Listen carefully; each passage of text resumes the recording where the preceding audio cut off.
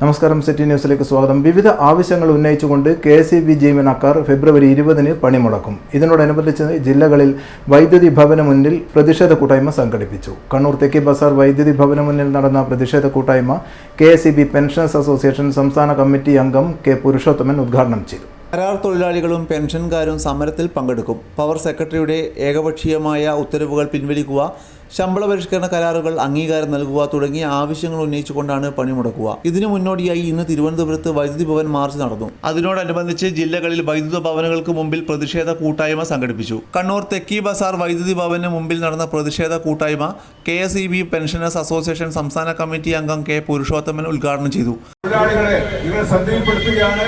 ഫെബ്രുവരി 20-ാം തീയതി ഈ മുദ്രാവാക്യങ്ങൾ, ഈ പറഞ്ഞ 11 മുദ്രാവാക്യങ്ങളും നമ്മുടെ ഈ അനുകൂലമായ നിലയിലേക്കുള്ള സാഹചര്യത്തിലേക്ക് വന്നില്ല എങ്കിൽ പൊതു പണിമുടക്കിലേക്ക് ഒരു ഫെബ്രുവരി 20-ന് പണിമുടക്ക് പ്രഖ്യാപിക്കുന്ന ഒരു പ്രഖ്യാപനമാണ് ഇന്ന് തിരുവനന്തപുരത്ത് നടന്നിട്ടുള്ളത്. ആ സമരവുമായി ബന്ധപ്പെട്ട് നമുക്ക് മുമ്പോട്ട് പോകുമ്പോൾ അത് വിജയിപ്പിക്കുന്നതിനാവശ്യമായിട്ടുള്ള എല്ലാ പ്രചരണങ്ങളും ഇവിടുന്ന് അങ്ങോട്ട് നമുക്ക് നടത്തേണ്ടതായിട്ടുണ്ട്. നമ്മൾ നാട്ടിനകത്ത് ഇപ്പോൾ പ്രചരണം എന്താ? തൊഴിലെടുക്കുന്ന തൊഴിലാളികളെ സംബന്ധിച്ചിടത്തോളം ഇപ്പോൾ LNDയുടെ നേതാവ് ചന്ദ്രശേഖർ പറയുന്നത്, സുബ്രഹ്മണ്യം പറയുന്നത്, നിങ്ങളുടെ ആഴ്ചയിലുള്ള മണിക്കൂർ സമയം ജോലി ചെയ്തുകൊണ്ടിരിക്കുന്ന സമയം 90 മണിക്കൂറാക്കണമെന്നാണ് പറയുന്നത്. 90 മണിക്കൂർ. വേറൊരാൾ പറയുന്നത് 70 മണിക്കൂറാക്കണമെന്നാണ്. നമ്മുടെ മലയാളിയായിട്ടുള്ള ഹന്ന പെൺകുട്ടി, സമർത്ഥയായിട്ടുള്ള പെൺകുട്ടിയാണ്.